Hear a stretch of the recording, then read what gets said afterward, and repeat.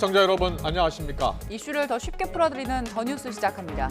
이상민 행안부 장관 탄핵안이 만장일치로 기각된 가운데 여야 대치는 오늘도 계속 이어졌습니다.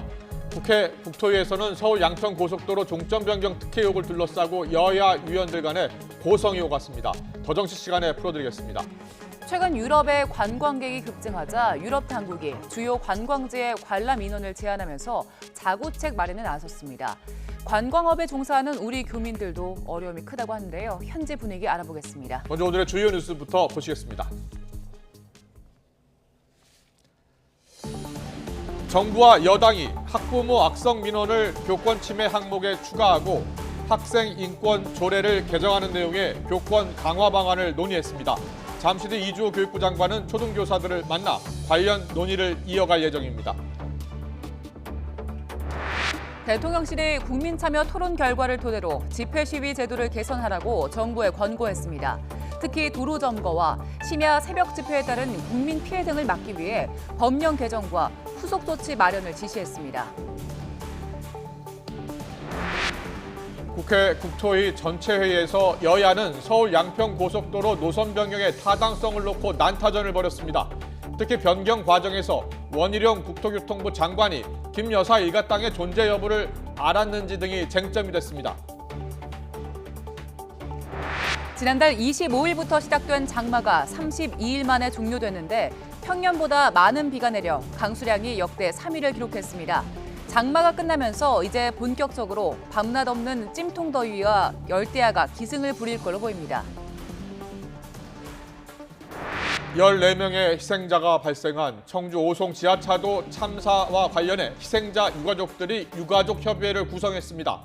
유가족들은 성역 없는 진상규명과 합동분향소 기간을 1개월 연장해달라고 요구했습니다. 세르게이 쇼이구 국방장관이 이끄는 러시아 대표단이 북한 평양을 찾았습니다. 한국전 정전협정 70주년 기념행사 참석을 명분으로 내세웠지만 러시아가 우크라이나 전장에 투입할 북한산 무기 수입 문제를 논의할 가능성이 제기되고 있습니다. 정부와 여당이 학부모 악성 민원을 교권 침해 항목에 추가하고 학생 인권 조례를 개정하는 내용의 교권 강화 방안을 논의했습니다. 교육부 장관은 오늘 오후 초등교사들을 만나서 관련 논의를 이어갑니다. 취재기자 연결합니다. 신지원 기자. 네, 사회정책부입니다. 당정이 오늘 교권 강화 대책 마련을 위해서 국회에서 만났는데요. 어떤 내용들이 논의됐습니까? 네, 국민의힘과 정부, 대통령실은 오늘 오전 교권 보호 및 회복 방안을 주제로 당정 협의회를 열었습니다. 당정은 교권 확립이 공교육을 살리기 위한 핵심 과제라면서 오는 8월까지 생활지도 기준에 관한 교육부 고시안을 마련하겠다고 밝혔습니다. 이와 관련해 학부모의 악성 민원을 교권 침해 항목으로 추가하고 학부모와 교원 간 소통 기준을 합리적으로 개선하겠다고 밝혔습니다. 직접 들어보시겠습니다. 학부모 등이 교육 활동을 방해할 경우에 침해 유형을 신설하고 전화, 문자, SNS 등에서 활용할 수 있는 가이드라인 및 민원 응대 매뉴얼을 마련하여 이 밖에 교권 침해 학생을 학교 생활기록부에 기재하는 방안에 대해서는 야당과 협조를 통해 관련법 개정을 검토하겠다고 밝혔습니다. 앞서 여야는 교권 확립에 대해서는 공감하면서도 구체적 방안에 대해서는 이견을 보였는데요. 민주당은 교권 침해 학생을 생활기록부에 남기면 일종의 좋은 글씨가 될 수 있다며 반대하고 학생 인권조례 개정에 대해서도 교권 침해와 인과관계가 불투명하다며 부정적인 입장입니다. 오늘 당정은 학생 인권조례 개정은 불가피하다는 데 뜻을 모았는데요. 지난 2010년 진보교육감 주도로 도입된 조례가 교권과 상충되는 방향으로 변질했다는 겁니다. 현재 전국 17개 시도 가운데 학생 인권조례를 시행하는 곳은 서울과 경기, 인천, 충남, 광주 등 7곳입니다. 각 시도교육청은 학생의 권리뿐만 아니라 책임도 강조하면서 교원의 인권을 함께 보호하는 방향으로 개정할 것으로 보입니다. 교육부는 오늘 당정 협의 내용을 토대로 대책 마련에 속도를 낸다는 방침입니다. 네, 이주호 교육부 장관은 오후에도 교원 현장 간담회에서 관련 논의를 이어간다고요? 네, 그렇습니다. 이주호 교육부 장관은 오후 2시부터 서울 영등포구 한국교육시설안전원에서 초등학교 교사들을 만나 교권 강화 대책을 논의합니다. 이 자리에는 학교 교사 커뮤니티 인디스쿨에서 활동하는 현장 교원 16명이 참여하는데요. 서울초등학교 교사의 사망 이후 이 장관이 현장 교원과 간담회를 하는 것은 지난 21일과 24일에 이어서 오늘이 세 번째입니다. 교육부는 무분별한 아동학대 신고나 폭력에 노출된 교원들의 어려움과 지원 필요사항을 경청하고 교권 존중 문화를 확립하기 위한 방안을 모색한다는 방침입니다. 지금까지 사회정책부에서 전해드렸습니다. 교사들도 무너진 교권을 회복시키기 위해서 목소리를 내기 시작했습니다. 최근 교사들이 단체로 거리로 나가서 인터뷰를 하는 건 전에 없던 일이었습니다. 극단적 선택을 한 서희초 교사에 공감하고 그동안 참았다는 것을 반증하는 모습이기도 합니다. 교권 침해를 당한 적이 있다는 초등학교 교사가 99%를 넘었다는 조사 결과도 나왔습니다. 그래프 보겠습니다. 교권 침해를 당한 적이 있는지 전국 초등학교 교사를 대상으로 설문조사를 했습니다. 2,300명 정도가 응답을 했는데 99.2%가 교권 침해를 당한 적이 있다고 했습니다. 무엇이 교사들을 힘들게 했을까요? 학부모의 악성 민원이 가장 많았습니다. 정당한 생활 지도에 학생들이 무시하고 반항한다는 대답이 두 번째로 많았습니다. 폭언과 폭행도 있었습니다. 중복해서 답변했기 때문에 딱 잘라서 비교하기는 어렵겠죠. 다만 한 가지 해석은 가능할 것 같습니다. 아이들 반항보다는 학부모의 악성 민원이 또 학생보다는 학부모의 폭언이 더 힘들었다고 읽힐 수 있습니다. 초등학교의 특성처럼 보이기도 합니다. 학부모의 민원으로 힘들 때 선생님은 누구한테 의지하고 도움을 받았을까요? 지금 보시는 통계는 전교조가 유치원부터 고등학교까지 교사 14,000명 정도를 조사한 결과인데요.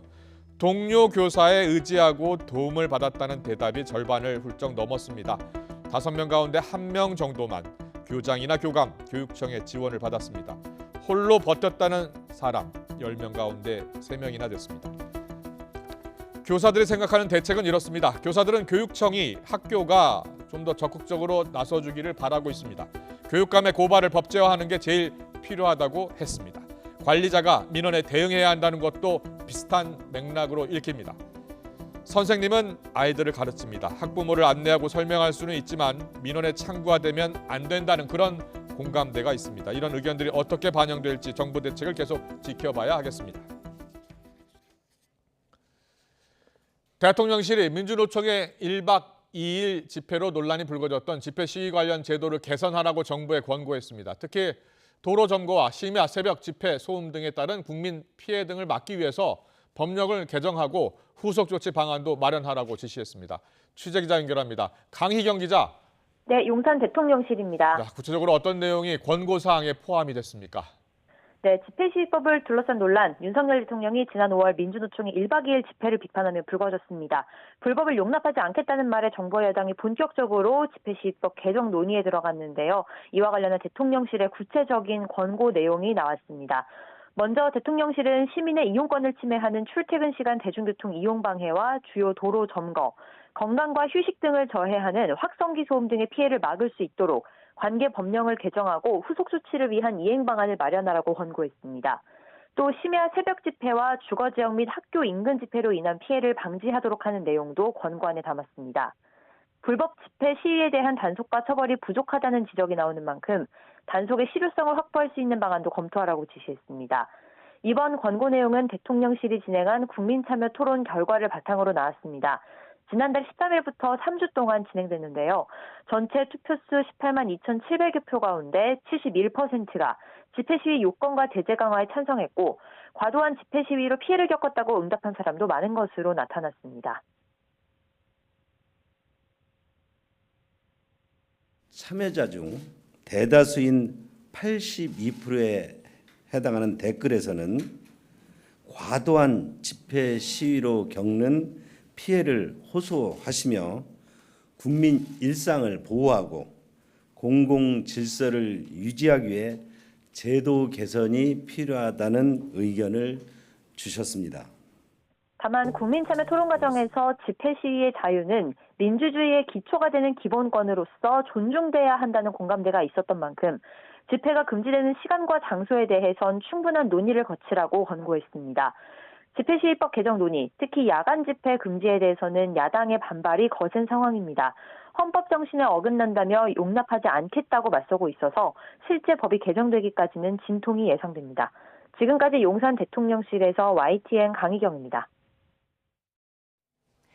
여야는 오늘 열린 국회 국토교통위원회 전체 회의에서 서울 양평 고속도로 노선 변경 특혜 의혹을 두고 시작부터 난타전을 벌였습니다. 야당의 비판을 거짓 선동으로 규정한 국민의힘에 맞서 민주당은 사업 백지화 논란을 불러온 원희룡 국토교통부 장관의 사과를 촉구했습니다.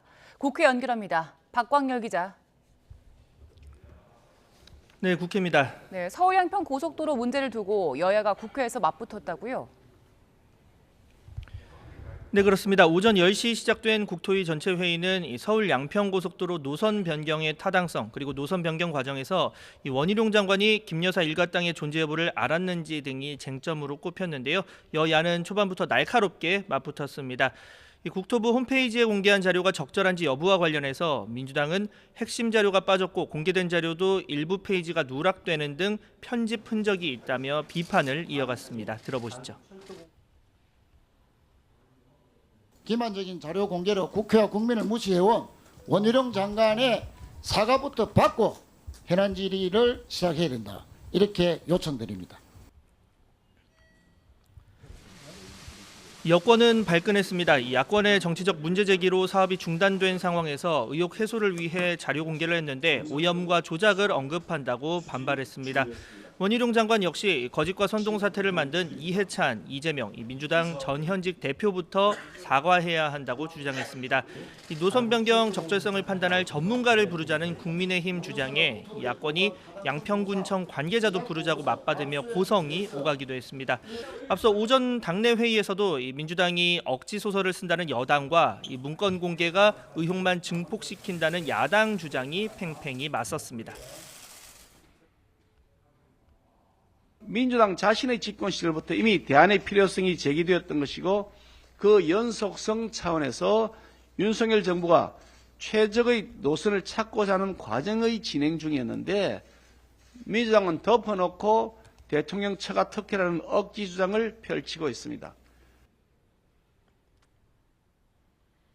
정부 여당이 이 대통령 처가 고속도로 게이트 관련해서 슬그머니 지금 출구 전략을 모색하고 있다라고 하는 거짓 선동 괴담 부각하면서 사업 재추진에 대해서 분부를 떼고 있는 모습이다. 민주당은 서울 양평고속도로 특혜 의혹과 관련해 내일 국회 본회의에서 국정조사 요구서를 제출하겠다고 덧붙였습니다. 법사위에 출석한 한동훈 법무부 장관을 두고 여야 공방도 이어졌다고요? 네, 그렇습니다. 먼저 한동훈 법무부 장관은 더불어민주당 이재명 대표가 국회의원 체포동의안에 대한 무기명 투표를 기명 투표로 전환할 필요가 있다고 언급한 것을 정면 겨냥했습니다. 이 불체포 특권을 포기한다고 하면 되는데 말이 길어진다고 비판했습니다. 본인에 대해서 체포동의안이 올라간다면 그걸 가결시킬 거냐, 부결시킬 거냐, 이거 아주 단순한 얘기 아닌가요? 그걸 가지고 뭘 어떻게 한다? 말이 너무 길어지는 것 같네요. 그냥 특권 포기하기 싫다고 하면 됩니다. 민주당이 쌍방울그룹 대북 송금 의혹 사건에 연루된 이화영 전 경기부지사 관련 검찰 수사에 반발하는 것에도 날을 세웠습니다. 자신들의 불리한 진술을 뒤집어 보려 검찰청에서 드러눕고 영치금 보내기 운동 등을 하는 건 사법 방해이자 스토킹에 가깝다고 꼬집었는데 민주당은 강하게 반발했습니다. 이전 부지사에 대한 접견이 거부당한 것은 노골적인 진상조사 방해 책동이라는 겁니다. 또 한동훈 장관의 답변 태도를 두고 말장난 비슷한 대응이라고 지적하면서 국민이 대한민국 현실을 어떻게 생각할지 두렵다고 맞받았습니다. 네, 그리고 잠시 뒤에는 홍준표 대구시장에 대한 당 차원의 징계 논의도 시작되죠. 네, 국민의힘 중앙윤리위원회는 오늘 오후 5시에 전체 회의를 열어 수해 골프 관련 홍준표 대구시장의 징계 수위를 논의합니다. 홍 시장이 윤리위에 직접 출석하지는 않겠다는 뜻을 밝힌 가운데 징계 수위는 이르면 오늘 결정될 것으로 보입니다. 국민의힘 당원 당규상 징계는 경고와 당원권 정지, 탈당 권유와 제명까지 총 4단계인데 당내에서는 당원권 정지 6개월 이상의 중징계 가능성도 거론됩니다. 앞서 지난 2006년 홍문종 전 의원은 수해중 골프로 제명된 바 있습니다. 여기에 홍 시장이 잘못이 없다는 취지의 해명으로 공분을 부른 것 역시 고려 대상입니다. 다만 홍 시장의 이후 대국민 사과와 수해 봉사활동 등은 징계 수위에 영향을 미칠 수 있다는 해석도 나오고 있습니다. 전국적으로 수해가 우려되는 상황에서 부적절했다는 지적은 겸허하게 받아들입니다.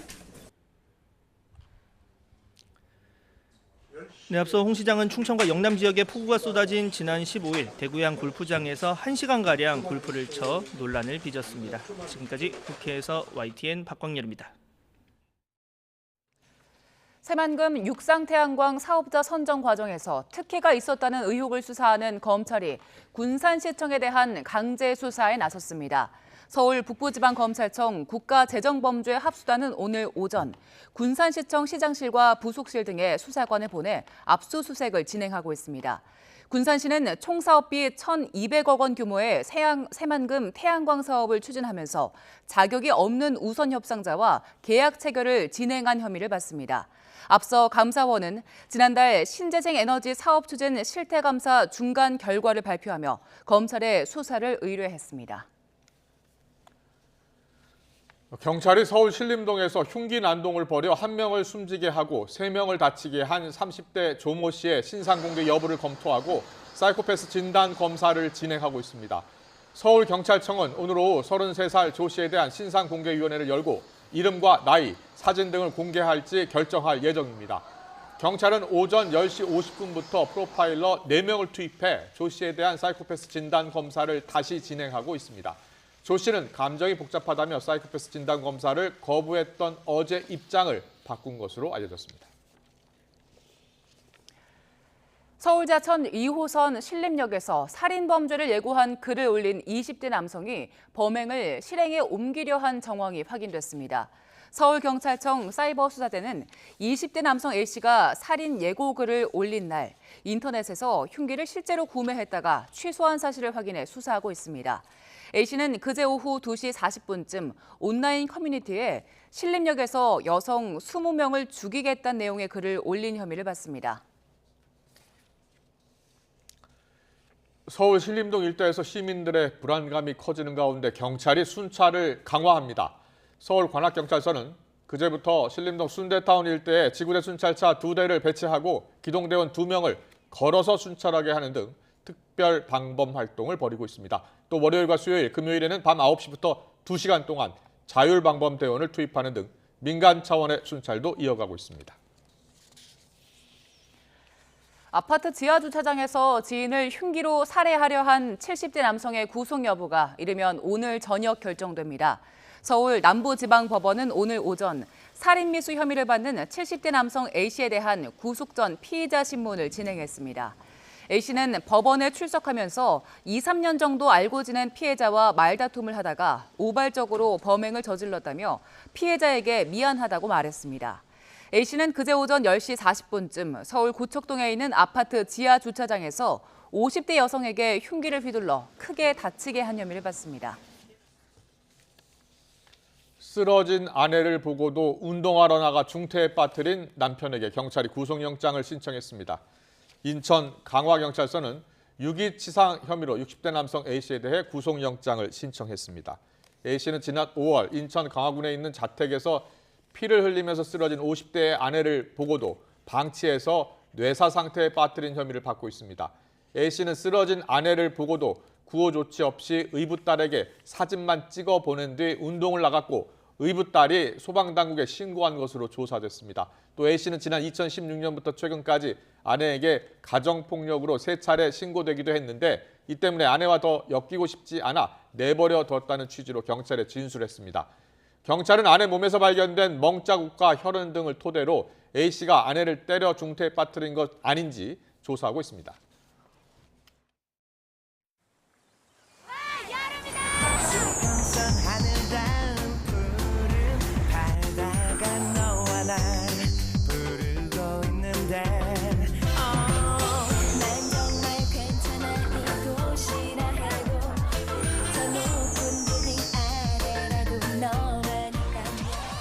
불타오르네.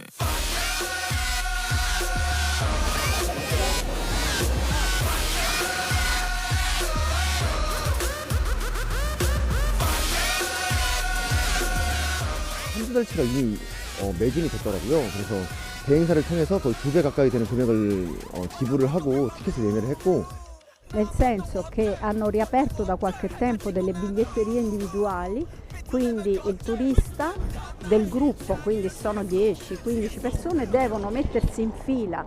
Colosseo Foromono Palatino, 50 euro, distribuita, non lo so, frate, fila e quanto dura, non lo so.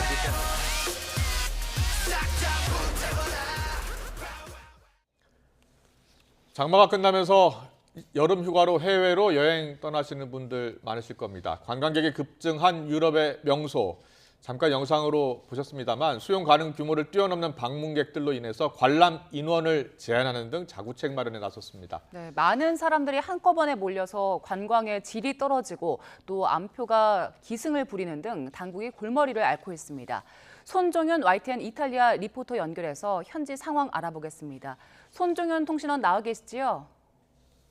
네, 안녕하십니까? 예, 안녕하세요. 네, 손송 씨는 뒤에 보니까 로마 콜로세움 맞습니까?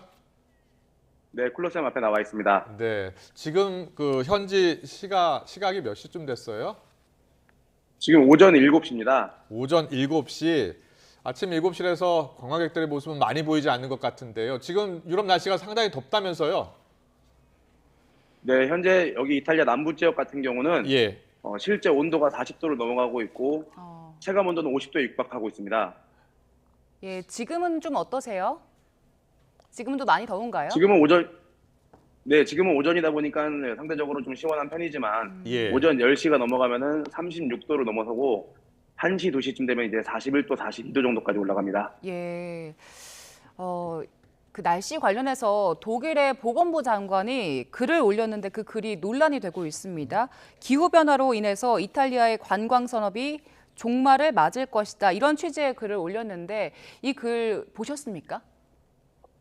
네, 봤습니다. 현지에서도 현재 이제 많은 논란이 일고 있는데 타국의 정치인이 예. 한 나라의 산업에 대해서 거론을 했기 때문에 많은 반박들이 이어지고 있습니다. 예. 다만 실제로 너무 덥다 보니까 바닷가를 제외한 일반 유적지 관람이 상당히 어려운 상황이고 네. 이제 여행객들의 체력 소모가 상당한 상황이다 보니까 다만 이제 이탈리아 측에서는 이게 비단 관광 산업만의 문제가 아니고 예.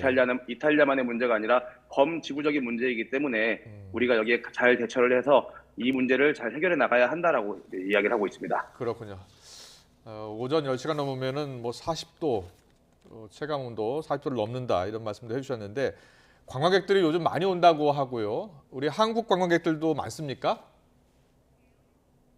네, 코로나 이후로 90% 이상 감소했다가 예. 작년부터 조금씩 여행객들이 증가하고 있습니다. 예. 네, 현재 최근 1년 사이에 2-3배 정도 회복이 되었고 특히 올해 부활절 같은 경우만 이탈리아를 방문한 한국인 여행객이 2만 명을 넘어섰습니다. 네, 현재는 성수기다 보니까 조금씩 더 증가하고 있는 추세입니다. 그렇군요. 예. 그런데 지금 바티칸이나 콜로세움, 지금 계신 콜로세움 같은 주요 관광지에서 암표상들이 극성을 부리고 있다는 소식이 들려오는데 지금 상황은 얼마나 심각합니까? 네, 현재 바티칸이나 콜로세움 같은 이런 유명 유적지들은 한 달에서 2달 정도 시간을 두고 티켓팅이 오픈이 되는데 오픈과 동시에 5분 만에 다 매진이 됩니다. 현재 대행사들이 매크로 시스템을 사용해서 티켓팅을 하고 있는 것으로 보이기 때문에 이 시스템에 익숙하지 않은 일반 여행자들은 현재 헤맬 수밖에 없는 그런 상황입니다. 네, 입장료가 얼마나 오른 거예요? 그럼 암표를 살려면 정가 대비해서 3배에서 최대 4배까지도 현재 거래가 되고 있습니다. 아, 그렇군요. 3배에서 4배. 그리고 공식 사이트에서 사려고 해도 사실상 살 수가 없는 상황이고요. 네, 그렇습니다. 예. 예, 그리고 지금 이탈리아 상황도 그렇지만 파리 루브르 박물관 하루 방문 인원을 크게 줄였더라고요. 4만 5천 명에서 3만 명으로 제한을 했다고요. 네, 맞습니다. 현재 루브르 같은 경우도 인원을 제한하게 되면서 표를 구하기가 더욱 어려워진 상황이라 네. 1년 전부터 예매를 해야지만 들어갈 수 있다라고 하고 있습니다. 1년 전부터요? 네, 그렇습니다. 그럼 관광객들 지금 많이 몰려들어서 일단 자구책을 이렇게 내고는 있는데 마찰은 없습니까? 현재 이런 부분들 때문에 이제 저 여행사들끼리도 이 한국인 여행사뿐만 아니라 각 이탈리아 여행사, 다른 나라 여행사들끼리도 이런 티켓 전쟁, 저희가 소위 말하는 티켓 전쟁이 일어나고 있고, 그리고 여행객들이 증가하는 만큼 아무래도 이 여행객들이 발생시키는 쓰레기라던가 문화재 훼손 이런 문제들 때문에 현지인들 같은 경우도 이런 부분들에 이제 불만을 많이 가지고 있습니다. 네. 이런 부분들이 결국에 나중에 나아가게 되면은 우리 한국인 여행자들이나 다른 나라 여행자들에 대한 인종차별로도 이어질 수 있기 때문에 걱정이 많은 상황입니다. 네. 그렇군요. 자, 이런 만약에 가서 구경을 하긴 해야 되잖아요, 여행객들이. 그런데 암표를 사야 되는 그런 상황밖에 없는 거예요. 따로 들어갈 수 있는 방법은 없잖아요. 어떻게 그 표를 구할 수 있습니까? 현재 실질적인 방법은 미리 예매를 하던가 아니면 암표를 사던가 둘 중에 하나밖에 없는 상황이고, 그게 아니면 현장에서 티켓을 구매하는 방법이 있는데 이제 지금 자료 화면에 나가는 것처럼 저렇게 줄을 서서 2시간에서 3시간 이상 100일 후 구매를 해야 됩니다. 아, 그렇군요. 온라인으로 구매도 할 수 있고 저렇게 현장에서 일부 표는 판매를 하는군요. 네, 다만 이제 콜로세움 같은 경우는 가이드를 동반한 단체 여행객들은 현장 구매를 못하도록 규제를 하고 있기 때문에 개인 여행자들만 방문을 할 수 있어서 단체 여행객 같은 경우는 무조건 업체를 통해서만 현재 구매를 할 수밖에 없는 그런 상황입니다. 그렇군요. 그러면 이 암표상 관련해서 정부나 지자체에서 관리 감독은 안 합니까? 네, 현재 이런 부분들을 현지 언론에서도 2년 전부터 다루고 있는데, 이게 이탈리아 현재 관광청에서도 조치를 취할 예정이라고는 하지만 하루 이틀의 문제가 아닌데 사실상 아직까지 뭔가 바뀌는 부분은 없습니다. 오히려 더 심해지고 있는 상황이라서 이제 이런 어떻게 진행이 되는지 세부적인 상황이 공유가 안 되고 있기 때문에 현지에서 여행사를 운영하는 우리 교민들 같은 경우도 굉장히 불안해하고 있는 상황입니다. 아, 그렇군요. 우리 현지 교민분들, 관광업에 종사하는 분들이 많은데 여러 가지 어려움이 크시다라고 들었습니다. 우리 관광객들이 많이 찾아오고 또 우리 교민분들도 이제 생계를 유지하기 위해서 적극적으로 이렇게 가이드 해주고 하셔야 되는데, 그렇다면은 얼마나 큰 어려움을 겪고 계신 거예요? 이제 아무래도 티켓이 구해져야지 그만큼의 모객이 이루어지고, 그렇죠. 그 모객이 곧 회사의 수익으로 이어지기 때문에 아무래도 그런 부분들에 대해서 회사가 운영을 하는데 어려움을 많이 겪고 있고, 또 이제 티켓을 구하지 못하다 보면은 이런 필수 관광지를 방문을 못하다 보니 여행객들의 불만도 많아지고 있는 상황입니다. 그렇지 않으면은 2-3시간 기다려야 되는 이런 저희가 선택할 수 있는 선택지가 많이 없기 때문에 이런 부분들 때문에 어려움을 많이 겪고 있고, 비단 이게 우리 한국인 여행사뿐만이 아니라 이탈리아 여행사들도 마찬가지다 보니까 오죽하면은 이제 가이드들끼리 만나게 되면은 서로 티켓은 잘 구했느냐, 어디서 구했냐, 이게 안부를 물을 정도로 굉장히 심각한 상황입니다. 저희 암표 얘기를 좀 해봤고요. 지금이 이제 한참 관광 성수기잖아요. 숙소를 현재 가서 잡는 분들도 많을 것 같은데 바가지 요금 문제는 없습니까?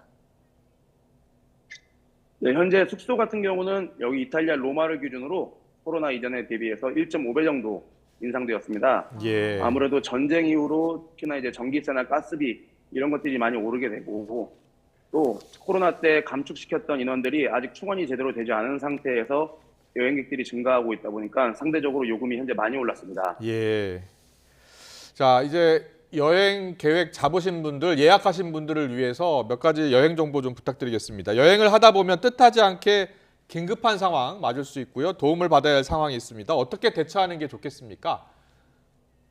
네, 아무래도 가장 좋은 방법은 이제 한국인 대사관이나 영사관에 연락해가지고 조언을 받는 것이 가장 좋고, 그리고 현지에서 오래 살았던 가이드나 교민들을 통해서 도움을 요청하는 것이 가장 좋은 방법 중에 하나입니다.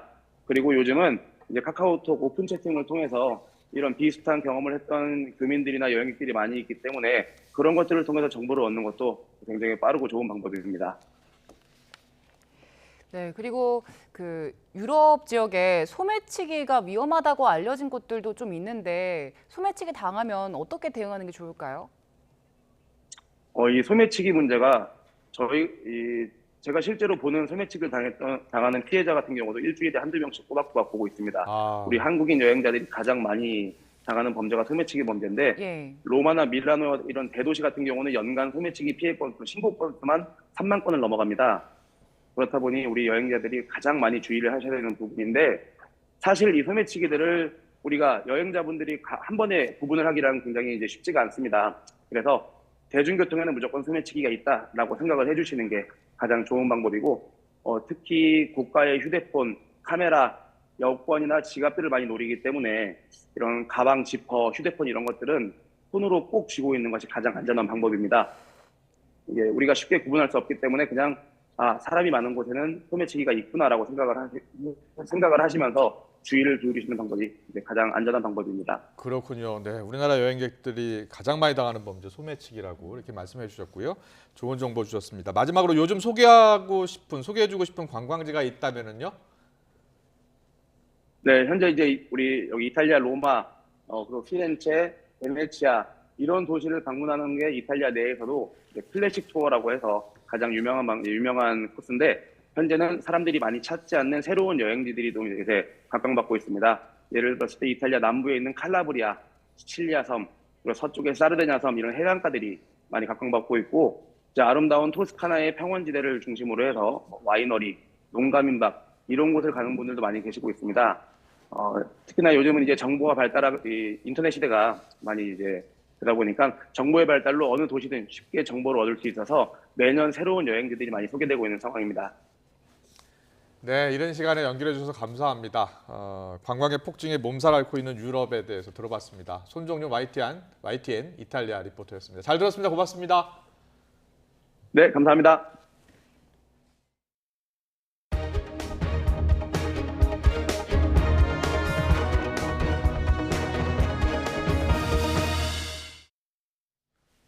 문화예술의 도시 프랑스 파리가 꼭 1년 뒤에 지구촌 스포츠 축제 한마당으로 변신합니다. 100년 만에 파리에서 다시 열리는 내년 하계올림픽의 이모저모를 프랑스 현지에서 서봉국 기자가 전합니다. 내년 7월 26일 낭만의 상징 센강에서 열리는 개회식을 시작으로 파리올림픽은 19일 여정에 돌입합니다. 뻔한 스타디움 입장식 대신 에펠탑 등을 배경으로 160척 배를 탄 참가국 선수들이 펼치는 예술적인 무리의 행진이 연출됩니다. 문화의 독보적인 자부심을 지닌 나라답게 파리 곳곳에 유서 깊은 건축물도 경기장으로 바뀝니다. 파리 군사학교 건너편에는 유도, 레슬링 경기장이 들어서고 에펠탑 바로 밑 샹드마르스 공원에서는 비치발리볼이 펼쳐집니다. 도심 한복판 콩코르트 광장은 브레이크댄스 경기와 함께 스케이트 보딩장으로 변신합니다. We tried to get tickets for the breakdancing and skateboarding, but they were already sold out. So I can't wait to see those on a screen. 프랑스에서 15,000km가 떨어진 타히티에서 열리는 서핑을 포함해 32개 정식 종목, 329개 세부 종목에 참가 선수도 15,000여 명. 양성평등과 포용이라는 슬로건에 걸맞게 여성 선수 종목과 혼성 종목 수를 늘려 15,000명을 정확히 남녀 반반으로 나눕니다. 선수들의 안전과 함께 기상 이변 등으로 점점 더워지는 유럽의 여름 날씨는 우려되는 부분입니다. That the athletes are used to compete every summer in extreme conditions, sometimes in countries, so they are able to adapt also to the different solutions that we will propose. 코로나 엔데믹 시대의 첫 대회. 프랑스 파리는 1900년과 1924년에 이어 역대 두 번째 하계올림픽 3회 개최 도시의 영광도 안게 됩니다. 1924년 이후 정확하게 100년 만에 다시 열리는 파리올림픽은 예술과 패션의 도시 파리를 스포츠 축제장으로 바꿔놓을 전망입니다. 프랑스 파리에서 YTN 서봉국입니다.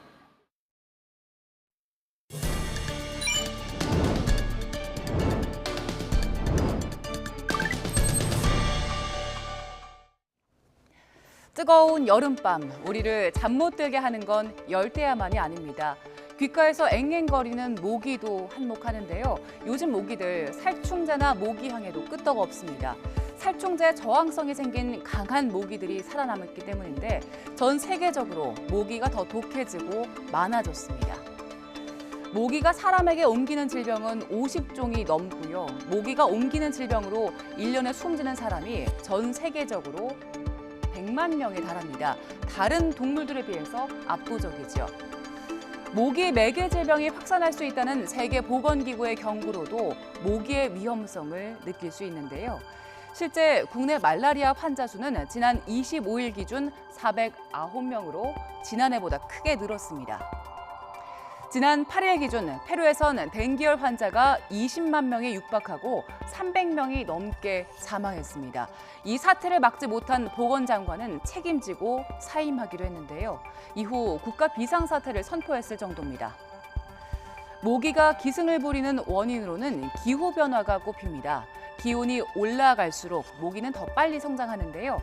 모기가 성충이 되는데 기온 18도에서는 25일 정도가 걸리는데 모기가 가장 좋아하는 기온인 26도에서는 11.5일이면 성충이 됩니다. 성장 속도가 2배 넘게 빨라지는 거죠. 이렇게 지구가 뜨거워지면서 모기 개체 수가 늘고 모기가 옮기는 전염병 전파 위험도 커진 겁니다.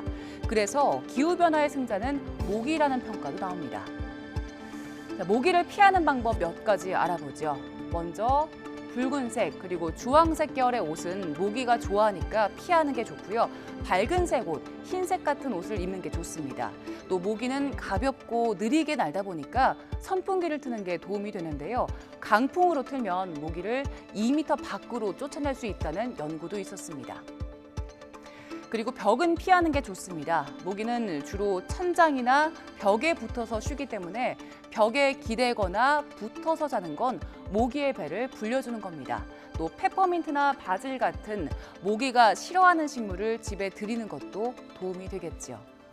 자, 이렇게 했는데도 물렸다면 물리자마자 물린 곳을 비누로 씻어주면 효과가 즉각적이고요. 온찜질을 하거나 헤어드라이어로 뜨거운 바람을 쐬어주면 가렵고 또 부어오르는 것을 막을 수 있습니다. 또 모든 상처는 공기와 닿으면 가려움이 심해지기 때문에 테이프, 스카치 테이프 같은 걸 상처 자리에 잠깐 붙여서 공기와 접촉을 차단하면 가려움을 줄일 수 있습니다. SK하이닉스가 2분기에 2조 원대의 적자를 내 상반기 적자 규모만 6조 원이 넘는 것으로 나타났습니다. SK하이닉스는 연결 기준 올해 2분기 영업 손실이 2조 8,821억 원으로 지난해 같은 기간과 비교해서 적자 전환한 것으로 잠정 집계됐다고 공시했습니다. 매출은 7조 3,059억 원으로 지난해보다 47.1% 감소했고 순손실은 2조 9,879억 원으로 적자로 돌아섰습니다. 반면 현대자동차는 올해 2분기 영업이익 4조 원대를 넘기면서 역대 분기 최대 실적을 경신했습니다. 현대차는 연결 기준 올해 2분기 영업이익이 4조 2,379억 원으로 지난해 동기보다 42.2% 증가한 것으로 잠정 집계됐다고 공시했습니다. 매출은 42조 2,497억 원으로 1년 전보다 17.4% 증가했고 순이익은 3조 3,468억 원으로 8.5% 늘었습니다. 세입자에게 전세금을 돌려줘야 하는 집주인들에게 한해서 대출 규제가 내일부터 한시적으로 완화됩니다. 하반기 예상되는 역전세 대란에 대비하려는 조치입니다. 김지선 기자입니다. 세입자에게 보증금을 돌려주지 못할 수 있는 역전세 위험 가구는 수도권에서만 절반에 달합니다. 정부가 이를 해결하기 위해 앞으로 1년간 대출 규제를 완화하기로 했습니다. 전세 보증금을 돌려주려는 목적에 한해서 총부채 원리금 상환 비율 DSR 대신 총부채 상환 비율 DTI를 적용하기로 한 겁니다. 허용 비율도 40%에서 60%로 늘리면서 빌릴 수 있는 돈이 크게 늘어나게 됩니다. 연소득 5천만 원인 집주인이 4% 금리로 30년 만기 주택담보대출을 받는 경우 기존 3억 5천만 원에서 1억 7,500만 원 정도를 더 빌릴 수 있게 됩니다. 대출금은 세입자에게 직접 지급해 다른 용도로는 사용하지 못하도록 했습니다. 또 반환 대출을 이용할 경우 새로 집을 살 수 없도록 해 갭 투자를 막는다는 방침입니다. 그 대출 한도를 예외를 적용하는 거는 그 전세금 반환 목적으로만 제한하고 있기 때문에 갭 투자에 쓰일 우려는 없다라고 말씀을 드리겠습니다.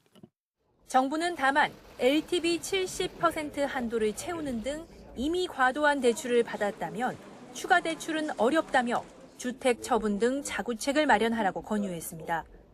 또 소득 대비 대출을 관리한다는 원칙은 계속 유지할 거라며 추가 규제 완화 가능성에 선을 그었습니다. 앞으로 기본적인 DSR 규제와 같은 대출 규제 그리고 가계대출의 건전성 유지를 위한 정책은 흔들림 없이 일관성 있게 지속이 된다. 정부는 이번 조치로 하반기 예상됐던 역전세난이 대부분 해결될 거로 보고 있습니다. YTN 김지선입니다.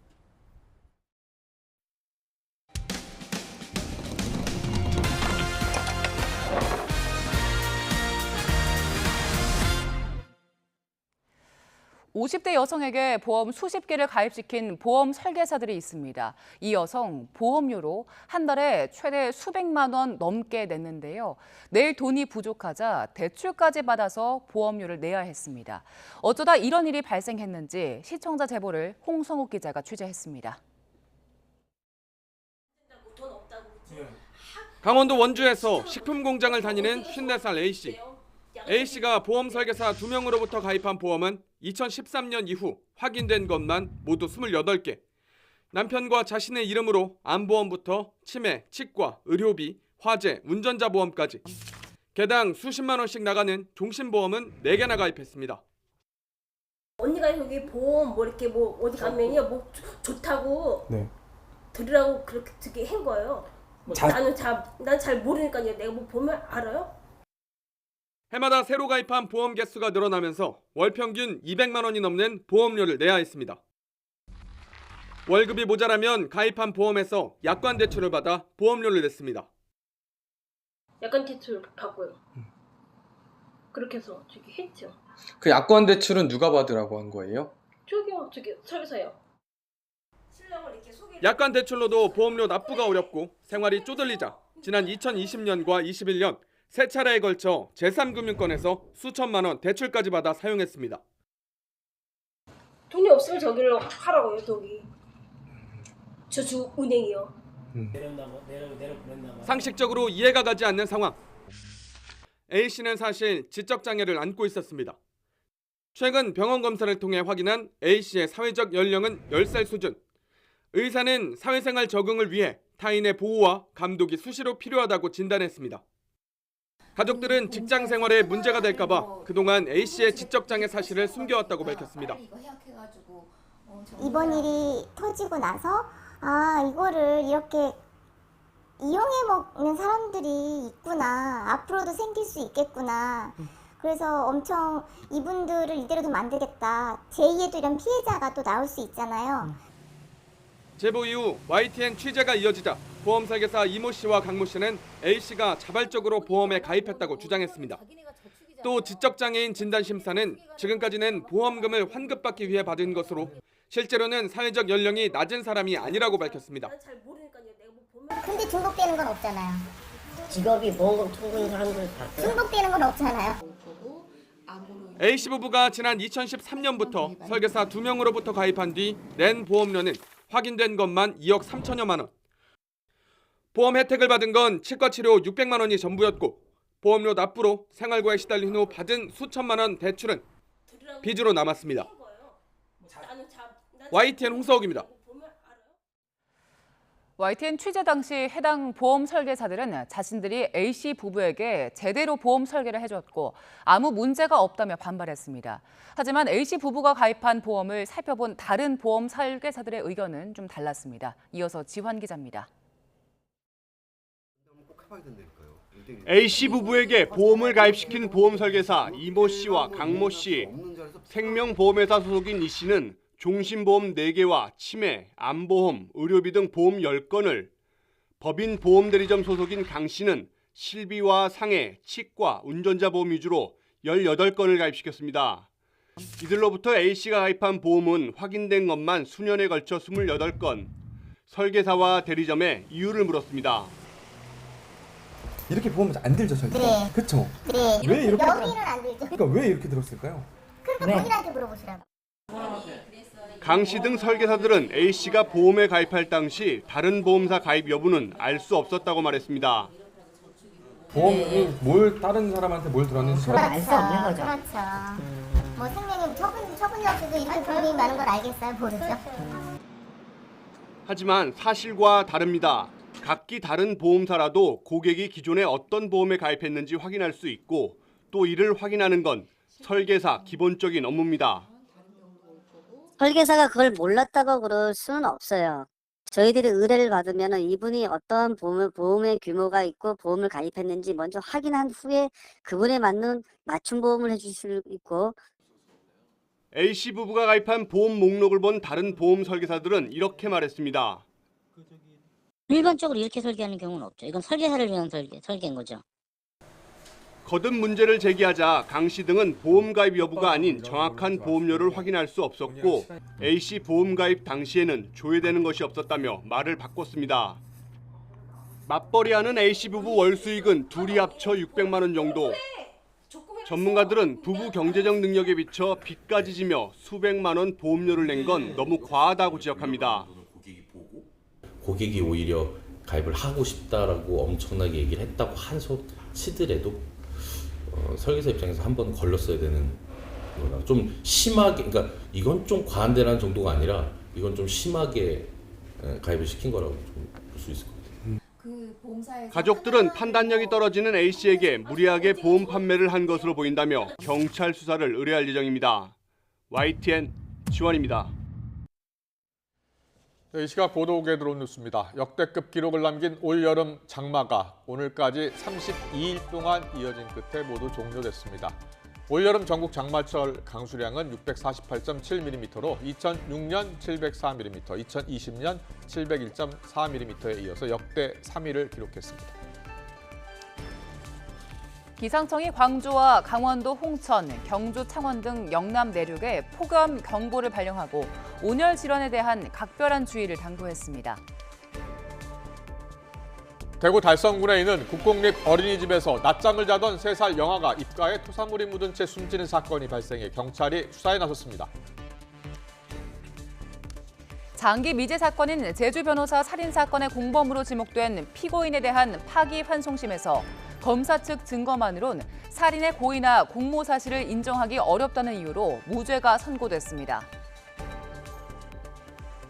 6살 아들에게 팔굽혀펴기 120차례를 하라고 강요하고 3살 딸이 한글 학습지를 풀지 못하자 폭력을 행사한 아버지에게 징역 8개월, 집행유예 2년이 선고됐습니다.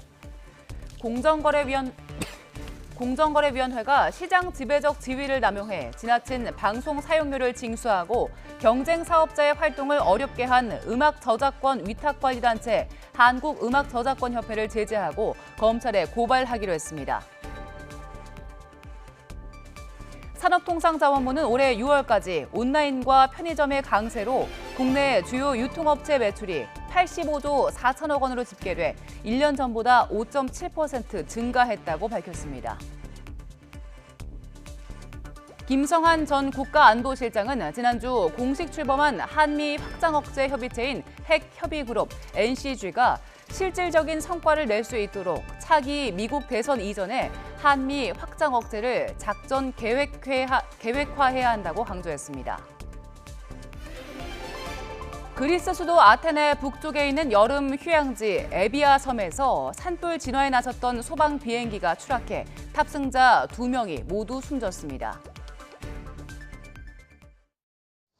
오늘부로 장마는 모두 종료됐습니다. 하지만 이제부터는 본격적인 무더위에 대한 대비가 필요하겠는데요.